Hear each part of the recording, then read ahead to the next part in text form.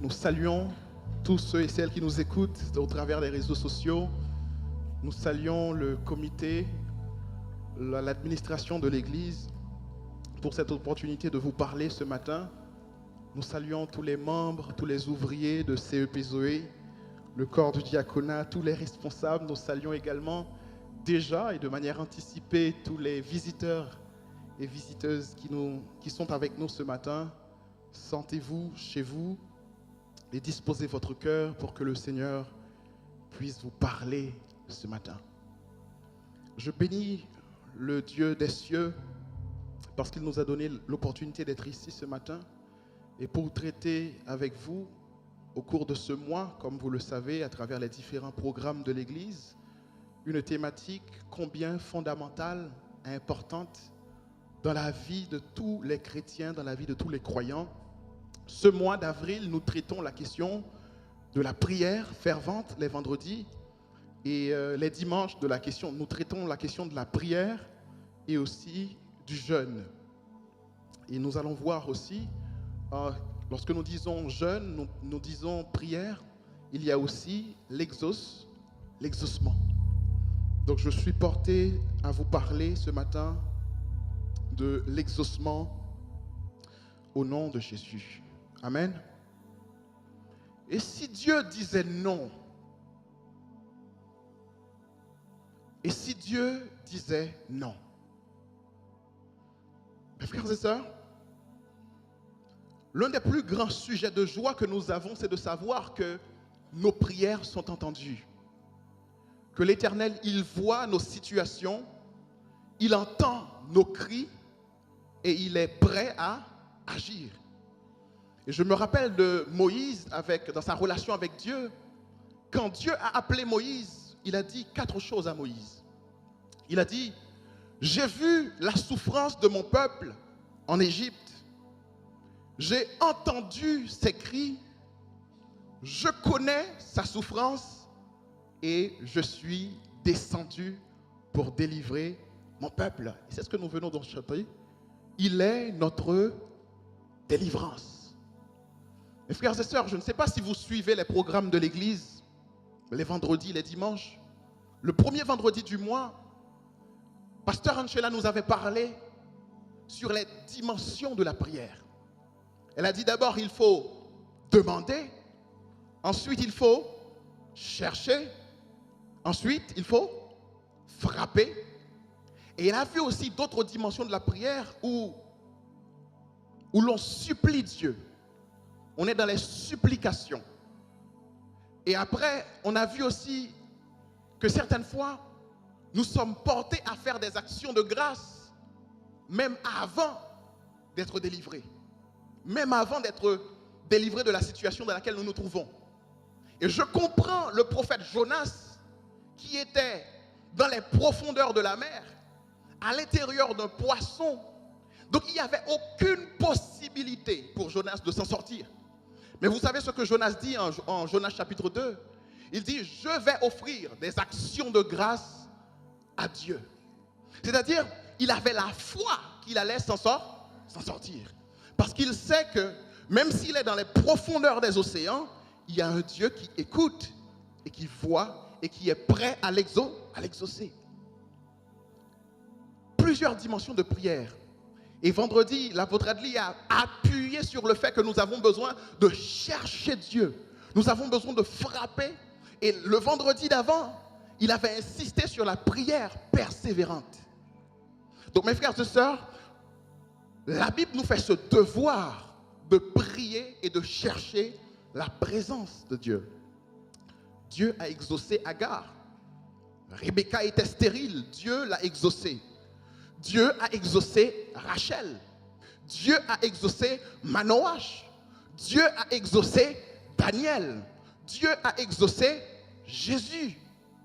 Et Dieu, il est capable de vous exaucer. Il est capable de vous exaucer.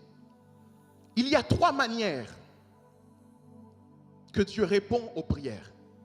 D'abord, il peut dire quoi? Oui, n'est-ce pas? Quand vous priez, vous demandez quelque chose à Dieu, il peut dire oui.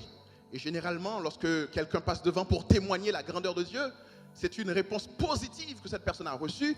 Donc cette personne fait une action de grâce. Cette personne donne une offrande. Cette personne fait quelque chose, n'est-ce pas, pour montrer à Dieu sa reconnaissance. C'est une réponse au oui de Dieu. Mais parfois, Dieu dit, attends. Lorsque Dieu dit attends, ça peut être difficile. Parce que nous, en tant qu'êtres humains, nous aimons que les choses se fassent vraiment dans l'immédiat. Quand nous avons un besoin pressant, nous nous disons que la meilleure réponse qu'on devrait avoir, c'est oui. Mais parfois, Dieu nous demande d'attendre. Parce que ce n'est pas encore le moment. Parce qu'à ton âge, maintenant, ce n'est pas nécessaire. Parce que dans la saison, dans telle saison de ta vie, ce n'est pas encore ce qu'il te faut. Donc le Seigneur te demande d'attendre. Parfois, tu viens dans le culte, tu as reçu une parole de Dieu, tu es découragé, déconcerté, mais tu sais que Dieu t'a dit d'attendre. Un peu plus tard, tu tombes et tu te relèves parce que Dieu t'a dit d'attendre. Tu viens devant, tu demandes de t'aider en prière. Dieu a une promesse sur ta vie, mais il faut attendre. On ne sait pas si c'est 5 ans, si c'est 10 ans, si c'est 20 ans, mais Dieu a dit d'attendre. Parfois, mes frères et sœurs, il est facile de recevoir, ou du moins de s'en faire avec ces 2 premières réponses. Quand Dieu dit oui, nous sommes dans la joie, dans l'exultation. Mais quand Dieu dit attends, nous sommes toujours dans la joie parce que Dieu nous a fait une promesse. Et nous savons que Dieu n'est pas un homme pour mentir, ni le fils d'un homme pour se repentir. Donc nous, même si les moments sont difficiles, mais nous attendons. Bon, chant créole dans 76, chant d'espérance qui dit, même si l'il pas aidé tout de suite, si m'oblige tant longtemps, des jours passés et même des nuits, sommes pas capables de comprendre, même papa et Jean perdit la foi, l'il pas quitté moi n'en fait noir. Mais la chose la plus difficile pour nous en tant que chrétiens, c'est lorsque Dieu nous dit non. Quand Dieu nous dit non, c'est une réponse qui n'est pas à notre convenance. C'est une réponse à laquelle nous ne nous attendons pas. Mes frères et sœurs, je me rappelle avant de venir ici en France, c'était peut-être le 31 ou 28, 29, 31 juillet. Avant de venir ici en France, en 2023, il y a les bandits qui marchaient de quartier en quartier pour prendre tout ce que les gens possédaient. Et je me rappelle depuis bien avant, depuis 2018, 2019, avant que le pays tombe dans ce marasme dans lequel il est plongé, on avait l'habitude, mes parents et moi, dans nos cultes, dans nos dévotions familiales, on avait l'habitude de prier pour le pays. Lorsque Martissan est tombé sous l'emprise des bandits, nous prions pour le pays dans les cultes familiaux. Lorsque Delma est attaqué, nous prions. Lorsque Pétionville est attaqué, nous prions, tandis que notre quartier n'était même pas encore attaqué. Mais avec le temps, peut-être en 2022, 2023, donc les bandits vont commencer à mettre leur emprise près de chez nous.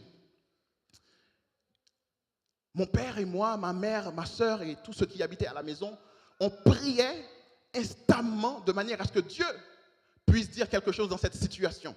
Les bandits prenaient de quartier en quartier. De temps en temps, ils approchaient de plus en plus. À un certain moment, nous qui étions en train de prier pour Martissan, nous qui étions en train de prier pour Pétionville, nous qui étions en train de prier de manière à ce que Dieu arrête cette situation, nous étions à la fin du mois de juillet 2023 dans l'obligation de laisser tout ce que nous possédons. Maison, école, n'est-ce pas, toutes les familles qui habitaient avec nous à la maison, nous étions dans l'obligation de laisser et de partir. Mais on aurait pu bien se demander, mais pourquoi Dieu permet que cette situation nous attaque à nous? Nous avons toujours été au service de Dieu. Nous avons toujours été dans la prière. Nous avons toujours été dans la consécration. Nous avons toujours été des intercesseurs pour les autres villes. Maintenant, c'est à nous de sortir. Mais où est ce Dieu que nous prions? Lorsque Dieu répond non parfois, ce n'est pas un SMS qu'il vous envoie, ce n'est pas un appel téléphonique qu'il fait, mais parfois, par des situations, vous comprenez que le Seigneur vous dit non, il faut vous déplacer. Mes frères et sœurs, avez-vous déjà vu des enfants gâtés? Les enfants gâtés sont comme des chrétiens gâtés. Lorsque l'enfant demande à son père quelque chose, Le père dit non parce que peut-être que ce n'est pas nécessaire, peut-être que ce n'est pas le moment, peut-être que ce n'est pas, ou du moins ce n'est pas important pour l'enfant. Mais quand tu dis non à cet enfant, soit pour un gâteau ou pour un jouet ou quoi que ce soit d'autre, l'enfant, qu'est-ce qu'il fait? Eh bien, l'enfant, parfois, il dit que je dois obtenir ce que je veux. L'enfant se met en colère. L'enfant se met à rouler par terre. Et parfois, il y a des enfants qui gênent leurs parents. Ils roulent par terre dans les lieux publics. Même quand tu es en société, cet enfant peut te donner la honte. Parce que cet enfant ne comprend pas, n'est-ce pas, quand tu dis non. Et c'est la même chose parfois avec des chrétiens gâtés qui connaissent que les oui de Dieu, que les attends de Dieu, mais qui ne connaissent pas les non de Dieu. Qu'est-ce qui en résulte? La frustration. Quand la personne demande quelque chose à Dieu et que Dieu dit non, il y a la confusion, il y a la frustration. Et parfois, tu peux réaliser que cette personne a fait l'habitude de venir à l'église, mais cette personne ne vient plus parce que Dieu a dit non. Cette personne, il s'attendait à ce que Dieu fasse quelque chose dans sa vie, mais Dieu a dit non. Cette personne se dit, j'ai prié, j'ai jeûné, mais pourquoi? La réponse de Dieu est non. Mes frères et sœurs, parfois, vous savez, il y a certaines froideurs au niveau de l'église. Il y a certaines nonchalances, un découragement, une démotivation. Ce n'est pas une flèche de l'ennemi. Ce n'est pas une flèche démoniaque, mais c'est le chrétien qui n'arrive pas à comprendre que Dieu est capable de dire parfois non. Frères et sœurs, quand Dieu dit non dans une situation difficile, parfois nous sommes frustrés. Parfois nous sommes dans la confusion et nous pouvons même faire naufrage par rapport à la foi. Mais nous avons besoin de tenir ce principe. C'est que les prières non exaucées, je dis les prières non exaucées, doivent nous amener à nous confier au plan souverain de Dieu et nous amener à grandir dans notre relation avec Dieu. Je vais reprendre ce que je viens de dire. Les prières non exaucées, nous devons comprendre quelque chose. Dieu répond toujours, mais Dieu n'exauce pas toujours.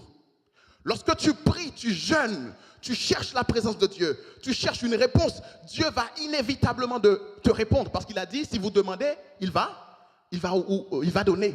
Si vous cherchez, vous allez trouver. Mais le problème, c'est que lorsque vous cherchez avec une réponse en tête et que vous vous confrontez à un Seigneur qui vous dit non Brandley, non frère Jerry, donc là, il y a une frustration qui naît.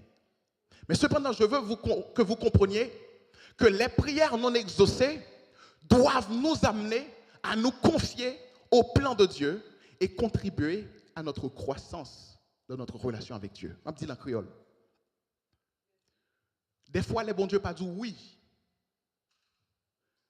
Non, en fait, les bons dieux pas disent oui, ou du moins les bons dieux disent non. Non, ça, il doit permettre que, ou comprendre que bon Dieu a un meilleur plan sous la vie, et maintenant grandir dans relation ensemble avec bon Dieu. Non, ça pas supposé faut frustrer pour quitter la présence de bon Dieu, pour quitter l'église, pour te dire ça me pensé de bon Dieu, c'est pas ça, me bral l'autre recours, mais non ça, il doit solidifier relation ensemble avec bon Dieu. Mes frères et sœurs, quand Dieu dit non, le bon Dieu dit non pour un bagaille. C'est pas un non dictateur que lié. C'est pas un non qui manquait d'amour que lié, mais c'est un non qui éduque. Son nom qu'il a qui pour éduquer. Et donc ça éduque deux bagailles que m'invite au camper rapidement ensemble avec moi, tandis que nous prenons lire Luc chapitre 22 verset 42. Est-ce que vous pouvez vous lever avec moi? Luc chapitre 22 verset 42 et 44. Jusqu'au verset 44. Je lis pour vous. Puis il s'éloigna d'eux à la distance d'un jet de pierre et s'étant mis à genoux, il pria en disant, « Père, si tu voulais éloigner de moi cette coupe, toutefois, que ma volonté ne se fasse pas, mais la tienne. » Alors un ange lui apparut pour le fortifier. étant en agonie, il pria plus instamment. Et sa sueur devient comme des grumeaux de sang qui tombaient à terre. 2 Corinthiens chapitre 10, verset 12. 2 Corinthiens chapitre 12, pardon, versets 7 à 10. Et pour que je ne sois pas enflé d'orgueil, à cause de l'excellence de ces révélations, il m'a été mis une écharpe dans la chair, un ange de Satan pour me souffléter et m'empêcher de s'enorgueillir. 3 fois j'ai prié le Seigneur de l'éloigner de moi, mais il m'a dit, ma grâce te suffit, car ma puissance s'accomplit dans la faiblesse. Je me glorifierai donc bien plus volontiers de mes faiblesses, afin que la puissance de Christ repose sur moi. C'est pourquoi je me plais dans mes faiblesses, dans les outrages, dans les calamités, dans la persécution, dans les détresses, pour Christ.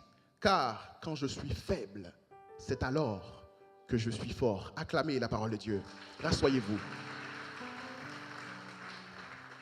Mes frères et sœurs, la première chose qu'une prière non exaucée nous apprend, c'est que Dieu est souverain. Lorsque bon Dieu dit non pour un bagaille, premier bagaille que ça apprend nous, c'est que bon Dieu est grand monde. En bon créole, dès qu'on dit longtemps, bon Dieu est grand monde dans son lacaille. Donc lorsque bon Dieu, pour une raison que le pas obligé baou, il dit non sur un dossier, ça a rappelé un premier bagaille, c'est que bon Dieu, il est grand monde. Mes frères et sœurs, je ne sais pas si au cours des vacances de Pâques, au cours de la période de Jiré, vous avez pris un peu le temps de lire l'histoire de Jésus. Les dernières heures de Jésus, lorsqu'il était sur le tronçon vers Gethsémani. Jésus traversait l'une des périodes les plus difficiles et l'une des tentations les plus difficiles de sa vie. Est-ce qu'il doit aller vers la croix ou est-ce qu'il doit choisir de faire sa propre volonté? L'évangile selon Luc rapporte que Jésus-Christ dans le jardin de Gethsémani, il était en train de prier. Jésus-Christ savait ce qui allait lui arriver. Jésus-Christ avait lu Ésaïe chapitre 52. Il sait que les brigands allaient le frapper de telle manière à défigurer son visage. Il savait qu'on allait déposer sur sa tête une couronne d'épines. Il savait qu'il sera battu, qu'il sera maltraité, et sur son visage, les bandits allaient cracher. Il savait qu'on allait mettre cette couronne d'épines dans sa tête et frapper la couronne de manière à l'entrer avec un roseau. Il savait qu'il serait la risée de tout le monde. Il savait qu'il allait souffrir. Et quand il sait qu'il va souffrir, la Bible dit que le Seigneur Jésus, il était en train de prier. Il était en train d'évoquer son Père. Il priait avec une telle ferveur. J'imagine que même lorsque nous travaillons toute énergie pour nous prier, Jean que Hébreux chapitre 5 verset 7 t'a décrit la prière de Jésus. La manière dont Hébreux chapitre 5 verset 7 parlait de Jésus. La manière dont Luc décrit les instances, la fervente prière de Jésus. J'imagine qu'ici, il n'y a personne qui a prié comme Jésus auparavant. La Bible dit en Hébreux chapitre 5 verset 7 que Jésus priait avec des larmes, avec de grands cris. Jésus était stressé au point où sa sueur devient du sang. Ce phénomène s'appelle hématidrose. L'hématidrose, c'est lorsque la personne est dans un état de stress énorme et que les glandes sudoripares n'arrivent pas à gérer la pression du corps. C'est-à-dire, l'adrénaline, elle sécrétée dans le sang, mais elle sécrétée 20 fois supérieure à un maton normal. Un exemple rapide.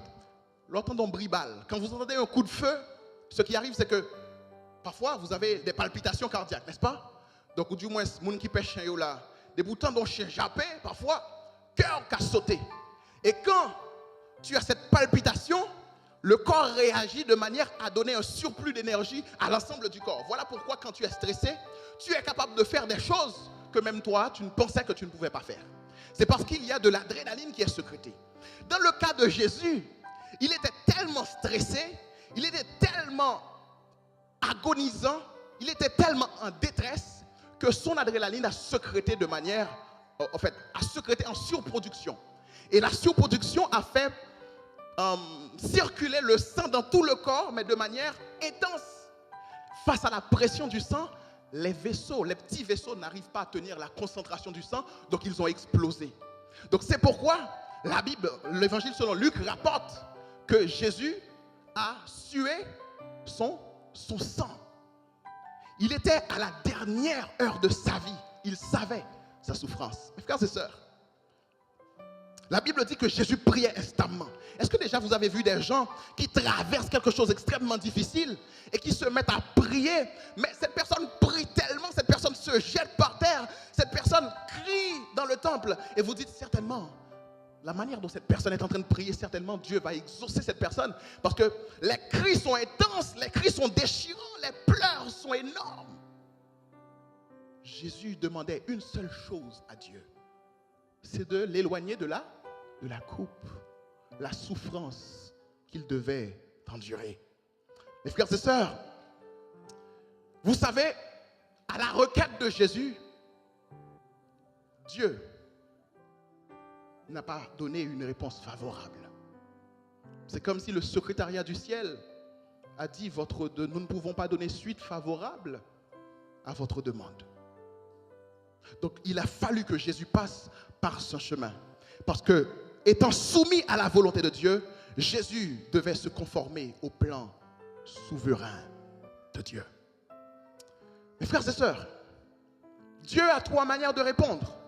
Oui, ma fille, oui, mon fils, vas-y, je suis avec toi. Je vais te soutenir dans ce que tu traverses. Je vais être avec toi. Je vais te donner la force. Je vais te donner l'énergie qu'il te faut. Vas-y, je suis avec toi. Parfois, il te dit, attends, ce n'est pas encore le moment. Je dois te préparer, je dois t'entraîner, je dois te former pour que tu puisses jouir ce que je te prépare à jouir. Mais parfois, il dit aussi non. Et il ne donne même pas la raison pour laquelle il dit non. Mes frères et sœurs, ce qu'il faut nous rappeler, c'est que nous aussi, comme Jésus, nous sommes dans le plan souverain de Dieu. Et dans son plan souverain, Dieu va éloigner de vous tout ce qui n'est pas dans sa volonté pour vous. Dans le plan souverain que bon Dieu gagne sous la vie, l'a éloigné toute bagaille qui n'est pas dans la volonté pour vous. Donc ça pour me comprendre nos bagailles. Parfois ce n'est pas nos pleurs, ce n'est pas nos prières ferventes qui poussent Dieu à agir d'une certaine manière ou d'une autre. Ces choses poussent Dieu à répondre à votre requête. Mais ce qui pousse Dieu à exaucer votre prière, c'est en fonction de son plan souverain. C'est parce que le grand monde qui fait répond nous oui, ou bien répond nous tonne, ou bien répond nous non. Mes frères et sœurs, comprenez bien. Jésus a compris cela. Un peu plus tard, dans Matthieu chapitre 26, verset 53, Jésus, lorsque ils viennent arrêter Jésus, en arrivant devant la bande qui était venue prendre Jésus, Jésus leur a dit une chose, ce qui prouve que Jésus s'est soumis au plan du Père. Jésus a dit, vous êtes venus m'arrêter avec des bâtons, des épées, avec tout ce que vous avez. Ne savez-vous pas que je suis capable d'invoquer le Père? Et le Père va me donner 12 légions d'anges pour me défendre. Qu'est-ce que Jésus est en train de dire? Jésus est en train de dire que certes, vous êtes venus avec des épées et des bâtons, mais ces choses ne peuvent pas m'arrêter parce que j'ai la possibilité, j'ai la puissance de vous combattre. Il a dit 12 légions d'anges. Une légion, mes frères et sœurs, est égale à 6000 soldats romains. Donc, une légion avait 6000 soldats romains. 12 légions, ça fait 72 000 soldats romains. Donc quand Jésus a dit qu'il pouvait demander 72 000 anges, un seul ange est capable d'exterminer tous ceux qui venaient. Jésus a dit que j'ai la possibilité de vous anéantir tous, mais l'anéantissement c'est parce que veut mon Père. J'ai la possibilité, mais la possibilité c'est parce que je vais me tenir plutôt sur la volonté de mon Père. Mes frères et sœurs, cela nous pousse à comprendre que parmi vous, il y a certains d'entre vous qui avaient choisi de souffrir. Ce n'est pas parce que vous n'avez pas la possibilité de vous marier. Ce n'est pas parce que vous n'avez pas la possibilité de vous enrichir. Ce n'est pas parce que vous n'avez pas la possibilité de sortir de la situation dans laquelle vous êtes, mais c'est parce que vous voulez vous soumettre à la volonté de Dieu. Il y a des gens qui peuvent se marier. Ce n'est pas parce que vous n'avez pas de possibilité. Ce n'est pas parce que vous n'avez pas signé un contrat pour faire actuellement la 70 000, 100 000 euros. Il y a des gens seulement qui ont un appel téléphonique pour le passer, pour sortir dans la situation liée. C'est la possibilité et la volonté du Père. Mes frères et sœurs, je ne doute pas que dans cette église, nous connaissons les attributs de Dieu. Est-ce que, mes frères et sœurs, répondez-moi par Amen. Est-ce que vous croyez que le Seigneur a fait les cieux et la terre? Est-ce que vous croyez que l'Éternel a le contrôle de tout ce qui existe? Est-ce que vous croyez que le Seigneur peut agir dans son temps, dans ses circonstances? Est-ce que vous croyez que même si les choses difficiles, quelles que soient les choses difficiles auxquelles vous êtes confrontés, Dieu est capable de faire ce qu'il a promis? Amen. Donc vous n'avez pas un problème d'orthodoxie, vous n'avez pas un problème de croyance. Si vous n'avez pas un problème de croyance en Dieu, alors laissez Dieu être Dieu dans votre vie. C'est à son plan souverain que nous devons nous soumettre. Laisse Dieu être Dieu dans ta vie. Si tu dis que Dieu est ton Dieu, tu adores ton Dieu il est grand, il a le temps, il contrôle tout, tu es Dieu de tout. Nous chantons régulièrement les choses. Laissons la place de Dieu à Dieu. Nous sommes des enfants de Dieu, nous sommes des fils de Dieu. Restons dans la volonté de Dieu, notre Père. Jésus a dit, lorsque Jésus-Christ, après avoir dit qu'il peut demander 12 légions, le Seigneur a dit, comment? Mais si je demande 12 légions d'anges, comment va s'accomplir les choses que les prophètes ont prophétisées sur ma vie? Si j'ai recours à la force, si je saisis la possibilité de vous anéantir, comment vais-je honorer la volonté de Dieu sur ma vie? Si je me marie n'importe comment, si je signe n'importe quel contrat, si je me mets en relation avec n'importe qui, si je dépense ma vigueur dans l'immoralité sexuelle n'importe comment, comment vais-je accomplir la volonté souveraine de Dieu dans ma vie? Mes frères et sœurs, lorsque vous laissez Dieu être Dieu, vous lui laissez la charge de décider pour vous. C'est lui qui décide qui il va exaucer, comment il va exaucer, quand il va exaucer et ce qu'il va exaucer. Tu peux avoir une prière à 3 volets et à un certain moment, Dieu dit non au premier volet, il dit attends au second volet, il dit oui pour le 3e volet. Donc c'est lui qui décide comment il va exaucer ta prière. Mes frères et sœurs, ça c'est puissant, ça c'est fort. Regardez au verset 43.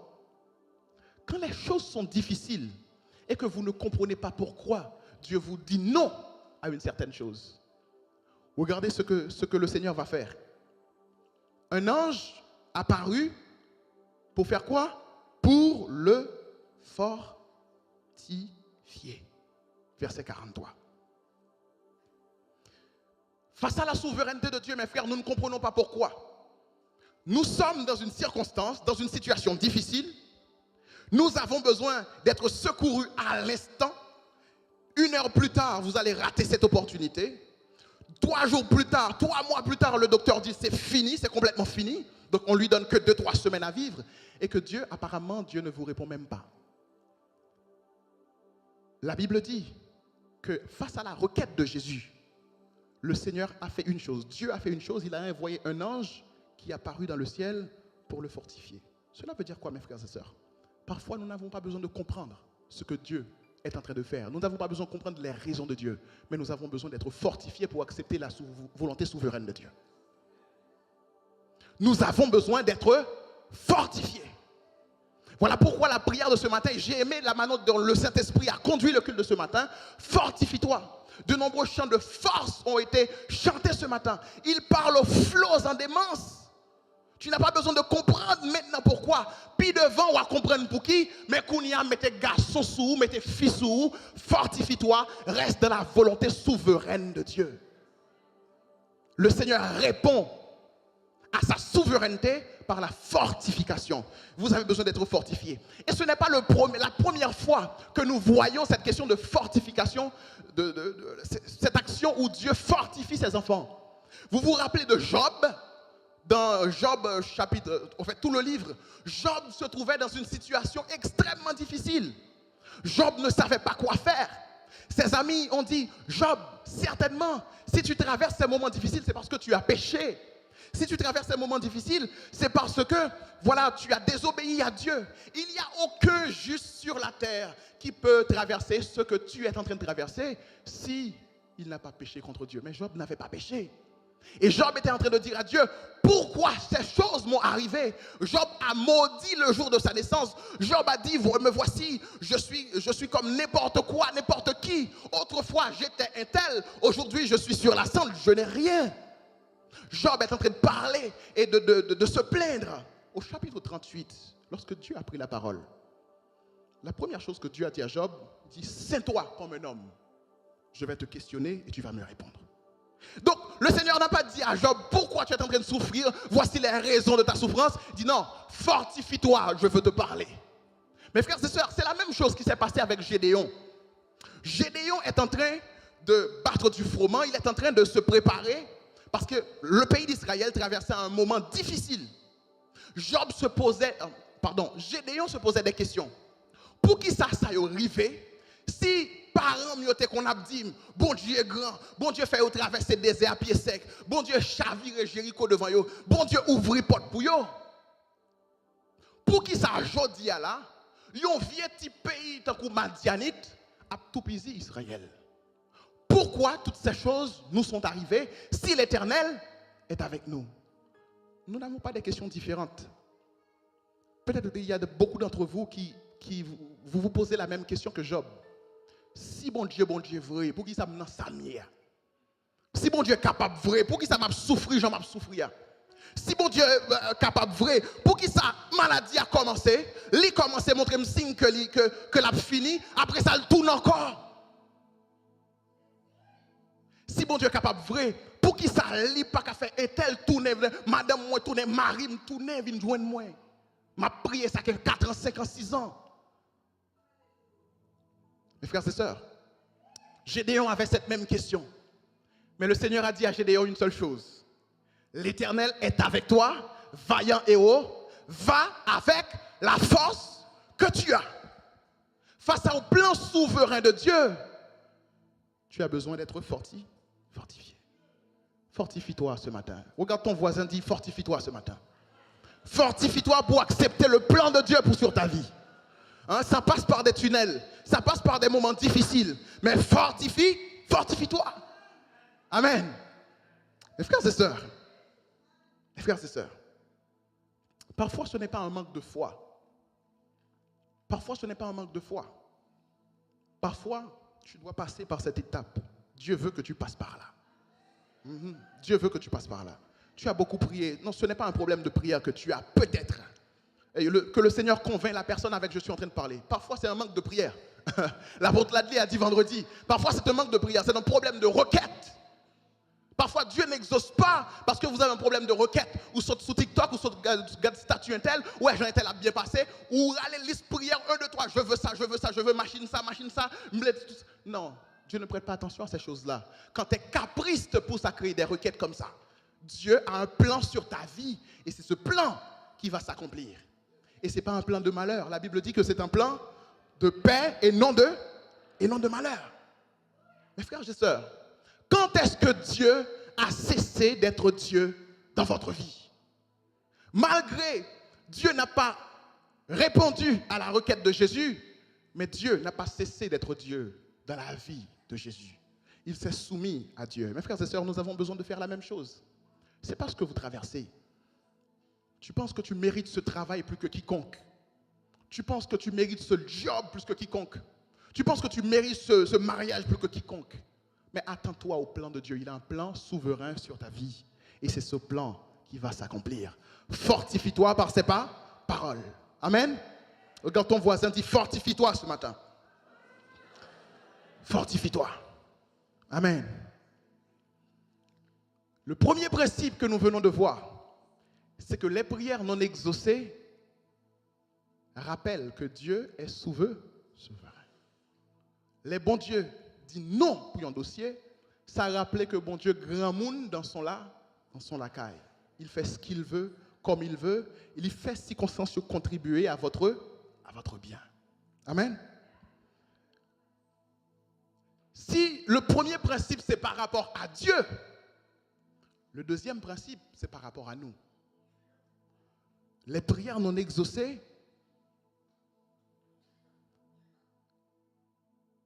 révèlent ou du moins éprouvent notre relation avec Dieu. Bon Dieu pourra le montrer, ce n'est pas pour Dieu, parce que Dieu sait qui l'aime ou qui ne l'aime pas. Dieu sait pourquoi vous l'aimez, quel est le motif de votre amour. Dieu sait si c'est parce que vous avez donné une maison, une voiture, un travail que vous l'aimez ou pas. Dieu le sait. Mais quand Dieu n'exauce pas vos prières, parfois, c'est pour vous montrer à vous-même. La révélation, ce n'est pas pour Dieu. Dieu n'apprend rien, Dieu n'oublie rien. Mais la révélation, c'est pour vous montrer que vous avez un problème quelque part que vous devez résoudre. Les prières non exaucées révèlent votre niveau de maturité, ils éprouvent votre relation avec Dieu. Regardez bien, ce texte est magnifique. Je vous invite à lire ce texte en 2 Corinthiens chapitre 12, versets 7 à 10. Le grand apôtre Paul, il est en train de raconter quelque chose. Il a dit, il y a 14 ans, je connais un homme. En fait, il parle de lui. L'homme qu'il dit qu'il connaît dans le texte, c'est lui. C'est une manière humble de parler. Je connais un homme qui fut ravi en esprit, qui fut ravi pour aller dans le paradis de Dieu. L'apôtre Paul est en train de dire qu'il a fait une expérience extraordinaire avec Dieu. Dans sa relation avec Dieu, il a été enlevé. Le même mot qui dit ravi en esprit, c'est le mot qui est utilisé pour dire enlever, l'enlèvement de l'Église. Donc il a été enlevé. Le texte ne dit pas si c'est dans la chair, si c'est son corps qui a été enlevé. Le texte ne dit pas non plus si c'est en esprit, comme dans le cas de l'apôtre Jean à l'île de Patmos. Mais ce qui est sûr, c'est que l'apôtre Paul a fait une expérience extraordinaire. Il est allé dans le paradis de Dieu. Il a vu des choses. Il a entendu des choses. Et l'apôtre Paul a dit, ce que j'ai vu et ce que j'ai entendu, il m'est interdit de dire ces choses. Ce sont des choses ineffables, quelque chose qu'on ne peut pas raconter. Contrairement à Jean qui a eu sa vision, où là, Jésus a dit, assieds-toi là, écris ce que je te montre pour le livre de l'Apocalypse. Mais Paul, lui, il ne devait pas ni écrire, ni raconter ce qu'il a vu. Frères et sœurs, Paul a dit, ses yeux ont vu des choses extraordinaires. Mais ce qui arrive, c'est que, après avoir vécu un moment aussi extraordinaire avec Dieu, Dieu a permis qu'il lui soit mis une écharde dans la chair et un ange de Satan pour le souffleter afin de l'empêcher de s'enorgueillir. Qu'est-ce que cela veut dire, mes frères et sœurs? Une écharde. Une écharde, c'est un éclat. Par exemple, si je fais graisser mes ongles sur la chair est en bois, il y a des éclats qui peuvent rentrer sous mes ongles. Je ne sais pas si ça vous est déjà arrivé d'avoir une épingle sous les ongles. C'est douloureux. C'est extrêmement douloureux et c'est difficile. En fait, il y a des épingles qui entrent en bazon, même à petit ou les couper. Même riz ou pas carré, tout simplement l'entrée en bazon. Donc c'est ça une écharde, c'est une épine qui a été placée dans le corps de Paul. Mais ce n'est pas une épine littérale comme cela porte son nom, mais cette écharde, en fait, les Corinthiens utilisaient cette expression pour plusieurs raisons. Parfois, pour dire qu'ils font face à une tentation, ils font face à des persécutions, ils font face à une maladie. En bon créole, je vais vous dire ça en créole, vous allez comprendre. Les nous a découvert, ou bien les nous avons problème quelconque, nous disons, ah mon cher, mon clou dans comme là. Et les gens qui sont vulgaires, on dit, mon clou en côté. Donc c'est ça, l'expression avoir une écharde. Les Corinthiens comprenaient ce que cela voulait dire. Donc, l'apôtre Paul dit que il a eu une écharpe dans la chair.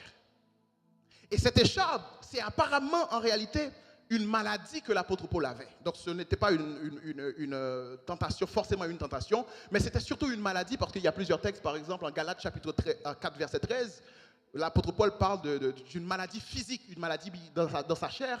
Philémon chapitre 1 verset 19 parle aussi, il dit que j'écris de ma propre main. Donc les penseurs, les théologiens pensent qu'il s'agissait soit d'une fièvre paludéenne, c'est-à-dire du paludisme. Certains pensaient que c'était de l'ophtalmie, un problème au niveau de l'œil. Certains pensaient aussi que c'était de la lèpre. Donc on ne sait pas exactement, le texte ne nous permet pas de dire voilà quelle était la maladie de Paul. Mais tout ce qu'on sait, c'est qu'il lui a été mis une écharpe dans la chair, c'est-à-dire une infirmité physique, et qui était appuyée aussi par Satan le diable, un ange de Satan, pour me souffléter, afin de m'empêcher de m'enorgueillir. Ce que Paul est en train de dire que Dieu m'a fait vivre des choses extraordinaires. Et ces choses extraordinaires que j'ai vécues avec Dieu ont la capacité de me pousser à être orgueilleux. C'est courant, n'est-ce pas? Bon, Jean, mon Dieu, fait une fond de délivrance à partir de vous-même. Si vous ne pas prendre un genou, ou pas orgueilleux. Quand tu n'as pas encore vu un boiteux, mais si tu vois un boiteux, tu dis au nom de Jésus, marche. Sous pareil, tu es sous genou, ou pas orgueilleux. Parce que tu vas te dire que le Seigneur agit, c'est par moi. Le Seigneur a fait bien chanter la chorale, mais c'est moi qui ai fait ça. Le Seigneur a donné du succès au département de la musique, mais c'est moi. Le Seigneur a augmenté le nombre de son église, mais c'est moi. C'est moi le plus grand prieur, c'est moi le plus grand, celui qui impose les mains avec plus, c'est moi. L'orgueil, c'est le réflexe naturel après avoir été utilisé par Dieu. Le réflexe surnaturel, c'est l'humilité. Comprenez bien. Le réflexe naturel après être utilisé par Dieu, c'est être orgueilleux. Il n'y a que Dieu qui va vous pousser vers l'humilité. Donc, bon Dieu mettait une circonstance dans la vie Paul, pour Paul, pas vin orgueilleux. Mes frères et sœurs, comprenez bien, cette écharpe a été mise dans la chair de Paul de manière à ce que Paul comprenne qu'il est un homme, qu'il est fragile, que sa vie est brève comme tout homme. Donc la raison de la souffrance de Paul pendant tout son ministère, c'est quelque chose qui a été posé par Dieu. Voilà pourquoi lorsqu'on a le discernement, mes frères et sœurs, nous allons comprendre que parfois, ce n'est pas de ta négligence, ce n'est pas de ta faute. Parfois, c'est de ta faute. Mais parfois, ce n'est pas de ta négligence si ta famille traverse ce moment difficile. Parfois, ce n'est pas de la faute de ton mari. Parfois, ce n'est pas la faute de ta femme. Parfois, ce n'est pas ou pas fait exprès pour situation familiale, là, pas qu'à jamais arriver jouer un équilibre que le besoin. Ou pas fait exprès pour un chômage côté, ou pas fait exprès. Il y a des choses parfois qui sont commanditées, décrétées en haut, mais le terrain de jeu, c'est sur la terre. Job a traversé un moment difficile, petite lui mourit, madame lui mourit, il perd tout bien le gagné, mais les raisons de la souffrance de Job n'étaient pas sur la terre, mais dans le ciel. Donc, soit chercher raison de souffrance sous la terre, ou fou. Voilà pourquoi certains blâment le mari. C'est à cause de toi, c'est à cause de toi, c'est à cause de toi, ma femme, que je traverse ce moment difficile. C'est à cause de toi que je suis là. Mais parfois et très souvent dans notre vie, les raisons de notre souffrance se passent en haut. En haut à parier, mais le terrain de jeu, c'est sur la terre. Mes frères et sœurs, comprenez bien. L'apôtre Paul a dit 3 fois, j'ai prié.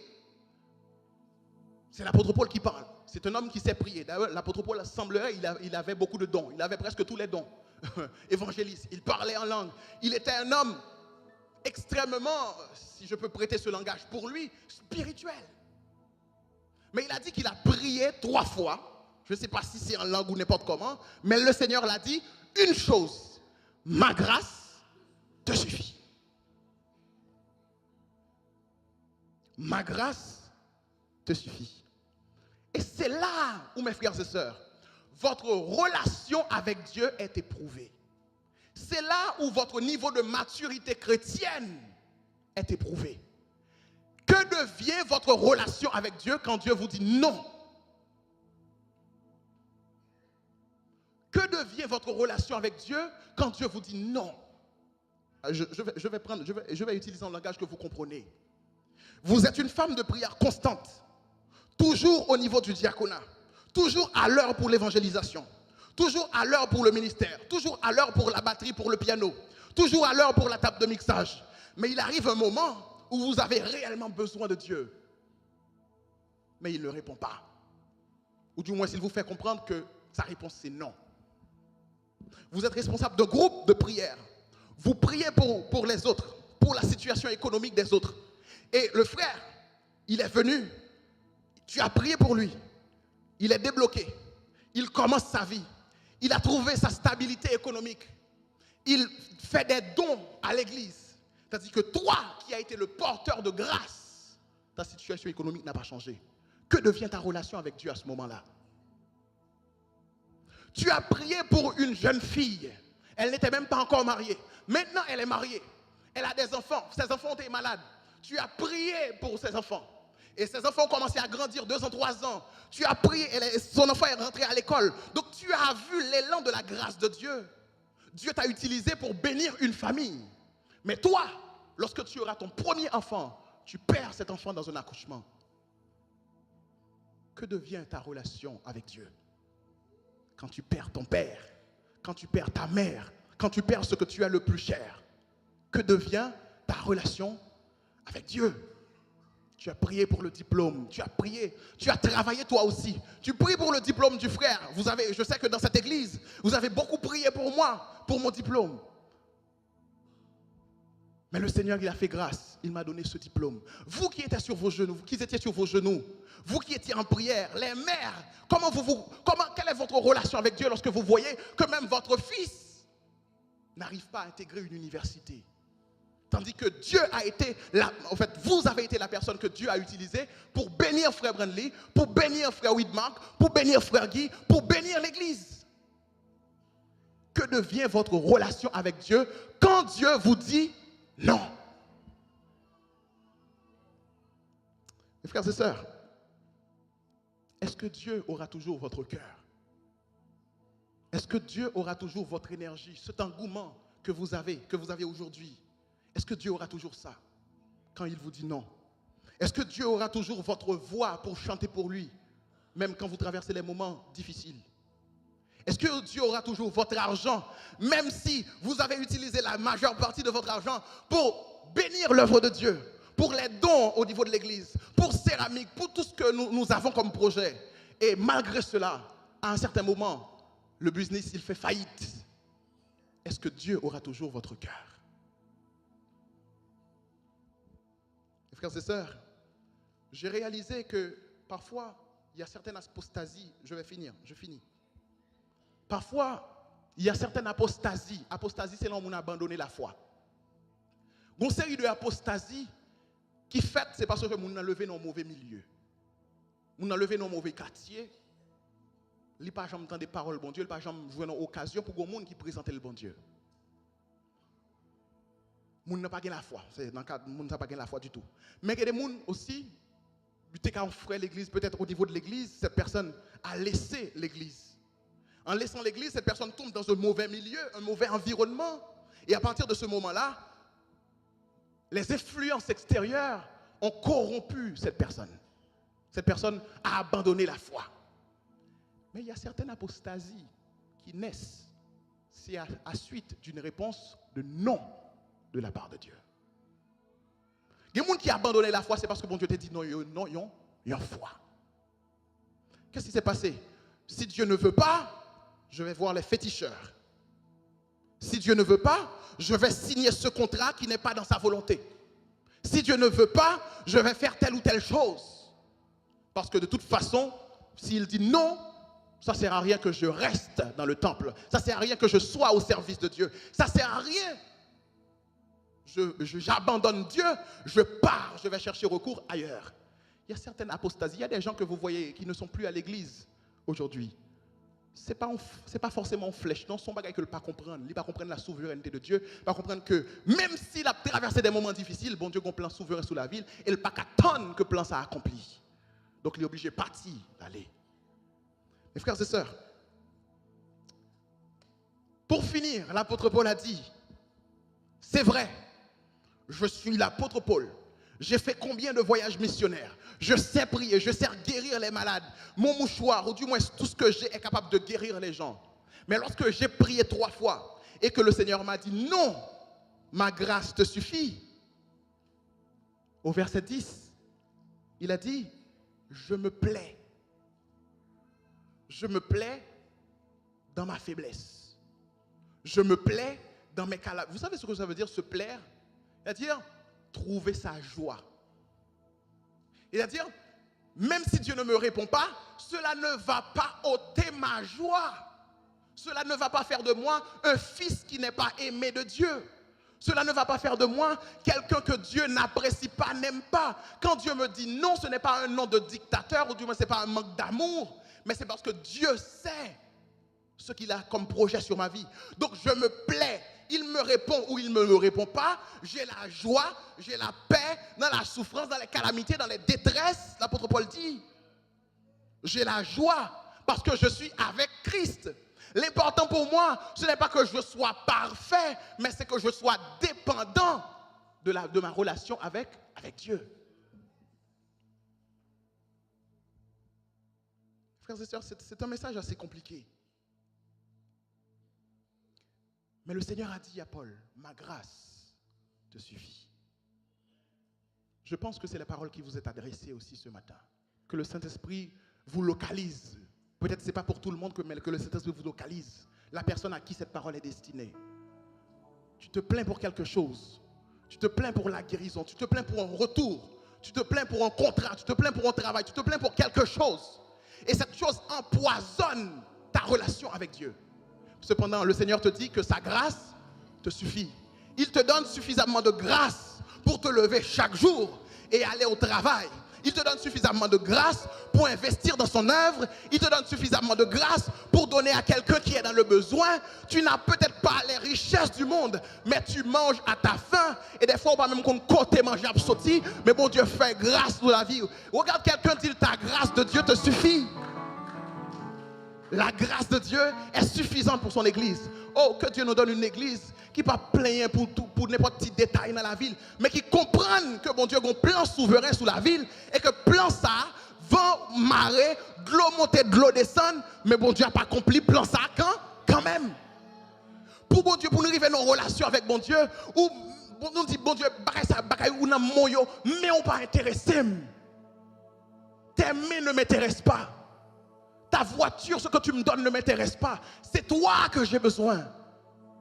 Ou nous disons à Dieu que même dans les calamités, je n'ai pas besoin, ou pas retirer dans la calamité. Je méditais encore ce matin pendant que le ministre François priait. Et j'ai été amené à penser à ce texte où l'église traversait des persécutions. Et lorsque Jean et Jacques, après ils ont fait une bataille, ils sont allés voir l'église. Et ils ont dit l'église, voici ce qui est arrivé. Ils nous ont battus, ils nous ont flagellés d'une certaine manière. L'église a dit, allez venez, apôtre Jacques, venez, nous allons prier. L'église n'a pas prié de manière à ce qu'il puisse sortir de la persécution. Mais l'église a prié de manière à ce qu'elle soit fortifiée pour traverser les moments difficiles. Parce que l'église comprenait que l'évangélisation était le programme de Dieu pour l'église. Mes frères et sœurs, je ne sais pas ce que vous traversez. Je ne vais pas demander à Dieu de vous enlever dans cette situation, mais de vous fortifier. Quand vous voyez un sportif, la lever haltère, la lever poids, il y a des fois qu'on fait 10, et puis c'est 15 livres les faire, et puis même si c'est difficile, il va demander aide, mais la pousser haltère de manière à ce qu'elle soit capable de fortifier. C'est la même chose. Vous avez besoin d'être fortifié dans ce que vous traversez. Soyez fortifiés. Grandissez dans votre relation avec Dieu au point où vous n'êtes plus attaché à la main de Dieu, mais à Dieu lui-même. Les frères et sœurs, je vous laisse avec cette parole ce matin. Rappelez-vous que les prières non exaucées, parfois. En fait, j'ai construit sur ce que l'apôtre Adli avait prêché avec Pasteur Anchela, mais j'ai touché un élément qui n'a pas été touché. Parfois, c'est un manque de foi. Parfois, ce sont des mauvaises requêtes que vous avez, des requêtes capricieuses. Vous voyez les gens avancer, vous voulez aussi aller dans la même lignée. Vous voyez des gens exceller, vous voulez aussi faire la même chose. Vous voyez des gens, ils ont là suffisamment d'argent pour construire et vous voulez aussi de l'argent pour construire quelque part en Haïti ou bien quelque part. Des fois, ce sont des requêtes capricieuses. Mais parfois, quand Dieu décide de dire non, la première chose, c'est qu'il vous rappelle qu'il est souverain. Et la deuxième chose, c'est qu'il vous rappelle, c'est que les prières non exaucées reflètent vraiment l'authenticité de votre relation avec Dieu. Si vous êtes vraiment quelqu'un qui aime Dieu ou qui aime la main de Dieu. Notre vœu pour l'Église, apôtre Adli, merci, vous pouvez venir. Notre plan pour l'Église, c'est que l'Église grandisse dans sa relation avec Dieu. Soyez fortifiés, mes frères et sœurs. Quel que soit ce que vous traversez ce matin, soyez fortifiés au nom de Jésus.